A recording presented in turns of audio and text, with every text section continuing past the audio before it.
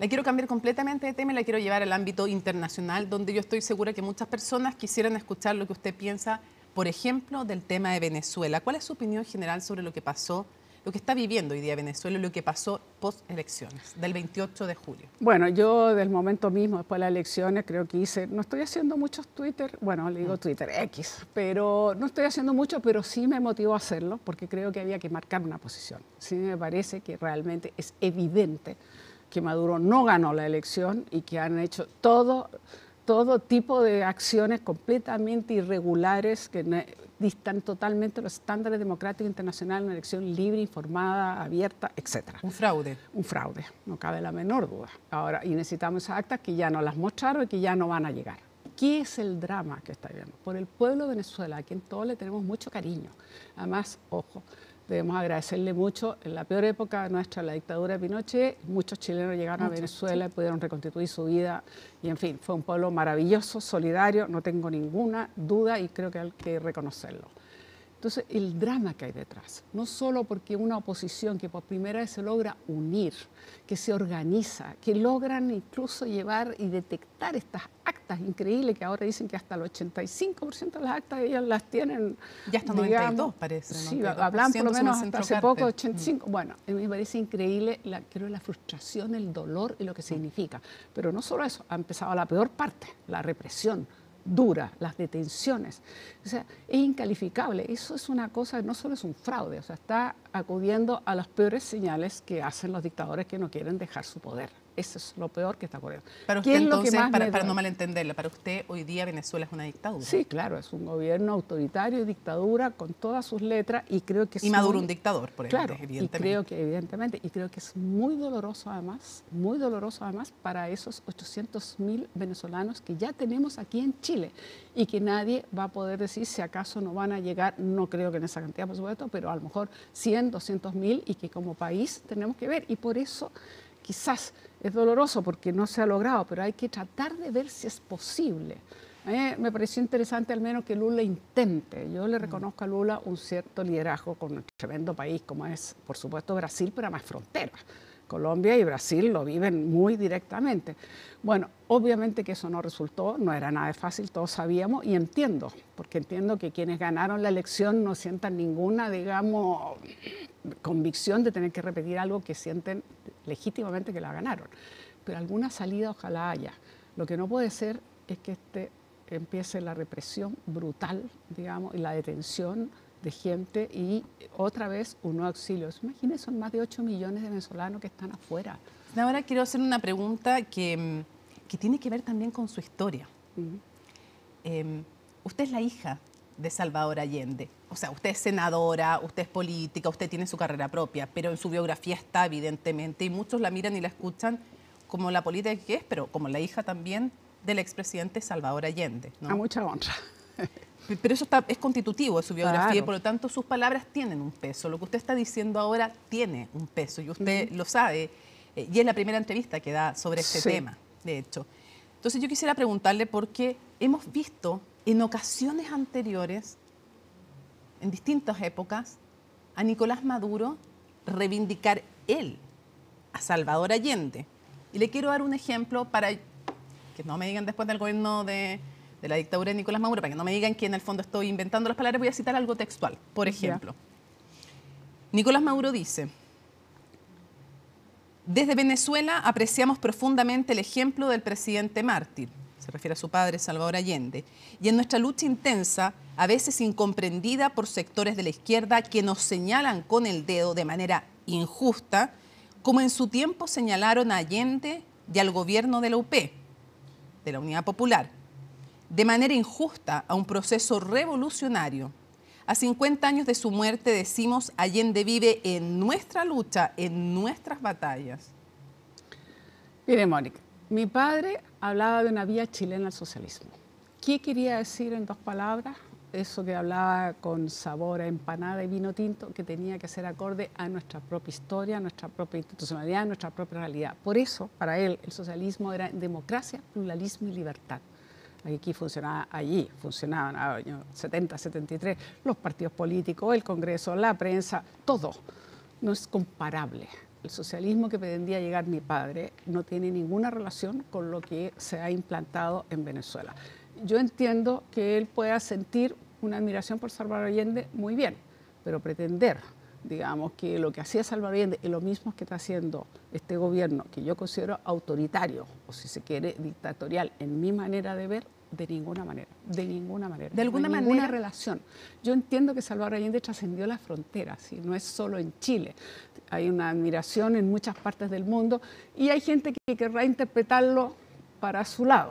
Pero lo que sí es válido, que uno no puede sacar lo que Salvador Allende siempre quiso. ¿No en de democracia, manera? Pluralismo y libertad. Eso es muy importante. ¿Sabe por qué? Perdón, ¿sabe por qué? Piensa que esto en los años 60 había triunfado la revolución cubana. Había mucha gente que pensaba que la vía correcta era la insurreccional, la guerrilla, el poder, el asalto al poder. Y Salvador Allende va el camino contrario, por decirlo así, porque él decía, no, en democracia, pluralismo y libertad. O sea, a través el del Partido proceso Socialista gradual. en el Congreso de Chillán Claro, dijo reivindica eso la y vía después armada. proclamó un precandidato al secretario general Niceto Rodríguez. O sea, las contradicciones del Partido Socialista, nada de nuevo, digamos. Ya, pero como volviendo al presente y a este texto que yo le leía, que Sí. es textual, digamos, ¿le molesta de alguna manera que Nicolás Maduro se compare con su padre? O sea, creo que el ejemplo no resiste, punto. Entonces no vale la pena. No vale la pena. ¿Y hay un digamos, aprovechamiento ahí o no? Es que no lo sé si quiere solo aprovecharse o algo que él cree que lo que está haciendo es una revolución popular, auténtica, que yo creo que si alguna vez pretendió a lo mejor inicialmente ser un socialismo distinto, lo que ha demostrado es que ha caminado hacia el autoritarismo y por lo tanto a mí no me representa, y creo que a todos los que sentimos el socialismo democrático no nos representa en nada. Bueno, desde ese mundo del socialismo democrático, el ministro Carlos Montes, antes senador y colega suyo en el Senado, decía que el tema de Venezuela puede de alguna manera terminar afectando a toda la izquierda. ¿Qué opina usted? A ver, ¿en qué sentido habría que preguntarse? Yo creo que hoy día, y esto lo empezamos, sobre todo en el Partido Socialista, Mónica, nosotros empezamos ese proceso de renovación, que fue muy clave para el reconocimiento de la democracia, como el reconocimiento de la democracia como el espacio y límite del accionar político, la reivindicación, por lo tanto, democrática, y eso permitió el reencuentro que permitió a su vez generar la transición chilena que logramos después del referéndum famoso del 88. Entonces eso ha sido muy relevante, pero fue un proceso doloroso, fue un proceso con mucha autocrítica, fue un proceso en el cual transitamos hacia allá, y eso para mí es esencial. ¿Y cómo ve usted la posición del Partido Comunista? Vemos en una línea, no la misma línea de la directiva del Partido Comunista necesariamente, a las ministras del gobierno del presidente Gabriel Boric, presidente cuyo canciller nos dijo aquí por primera vez que era una dictadura Venezuela, que era propio de regímenes autoritarios y dictatoriales, lo que había hecho cuando expulsa al embajador, ¿no? Y a los de 6 países más. Y el presidente ha dicho que no hay duda que aquí hubo un intento de fraude, ¿no? Entonces, esas ministras los hemos visto más alineados con la línea del gobierno, ¿no? Son ministros del gobierno. Claro, pero el Partido Comunista, en nombre de su presidente, ha dicho en el pasado, no hace tanto, que a mucha honra no la califican a Venezuela de dictadura. Y además, más bien se han limitado a esperar estas supuestas actas, no han hablado de fraude. Entonces, de hecho, el senador Quintana también decía, va a haber que revisar en el fondo, si no cambian y no revisan su postura, va a haber que revisar la política de alianzas. Y sin llegar a hablar de revisar las políticas de alianzas, ayer en Tolerancia Cero, Carlos Ominami decía, desde el Partido Socialista, la verdad es que si de aquí a enero, cuando tiene que asumir el nuevo gobierno, no hay un cambio, no hay una revisión en su postura, vamos a tener un problema con el Partido Comunista. ¿Cómo ve usted eso?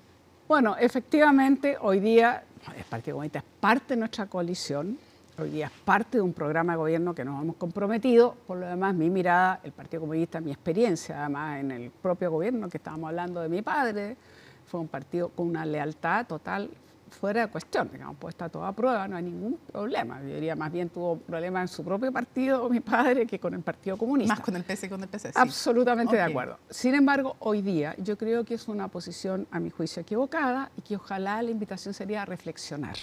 ¿Usted invitaría al PC a reflexionar? Yo invitaría al PC a reflexionar. Yo creo que ellos con calma deberán darse cuenta que aquello que le dije partió copilla, teóricamente con una especie de inspiración de un socialismo nuevo, diferente, siglo XXI, ha derivado en lo que es hoy. yo le invitaría a reflexionar. Creo que eso es lo que cabe. Hoy día no vamos a revisar la coalición porque las coaliciones se revisan cuando uno tiene un programa, cuando tiene un nuevo gobierno, cuando hay una nueva coalición o no, en fin. Pero en este momento somos parte de lo mismo, estamos en lo mismo. Lo que sí creo que efectivamente deben reflexionar, porque no es solo un atentado a la democracia, no es solo a los valores democráticos, no es solo a la soberanía de un pueblo que se manifestó masivamente de esa manera, sino que también para mí el dolor de esos 8 millones de venezolanos que tenemos afuera, un país que ha producido el desastre económico que ha significado toda esta gente que está, incluso en nuestro propio país, estas 800.000 personas, hay que considerar lo que esto significa es un drama, en nuestra región. un drama enorme, pero usted dice... hoy no vamos a revisar, dice, porque estamos en una alianza, estamos en un gobierno junto con el Partido Comunista, pero ¿sería pensable un nuevo gobierno juntos si mantienen diferencias tan importantes como esta? ¿O usted coincide con Carlos Ominami en que cuando haya que definir un nuevo eventual gobierno juntos, si no hay cambios en esta postura sobre Venezuela, por ejemplo, sí va a crear un problema con el Partido Comunista?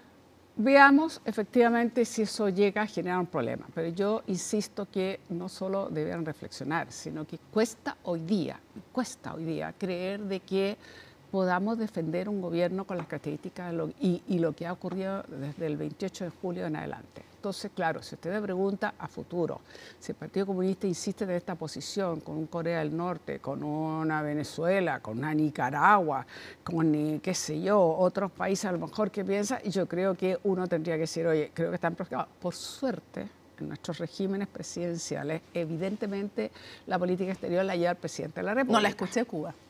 ¿Ah? Bueno, a mí... Es que yo sé que tiene historia personal con Cuba. Honestamente, Entiendo. yo sé que no es mi modelo de sociedad, lo tengo súper claro. A mí me gusta una pluralidad de partidos, otra forma de la libertad de expresión y de todo lo que quiera, pero tengo un dolor muy profundo y me cuesta efectivamente... Sí, yo sé que hay una historia personal ahí que voy a pasar porque sé que hay un tema ahí personal, sí, no hay un tema político. Yo sé, por eso... le agradezco porque efectivamente es así. Sí, lo sé.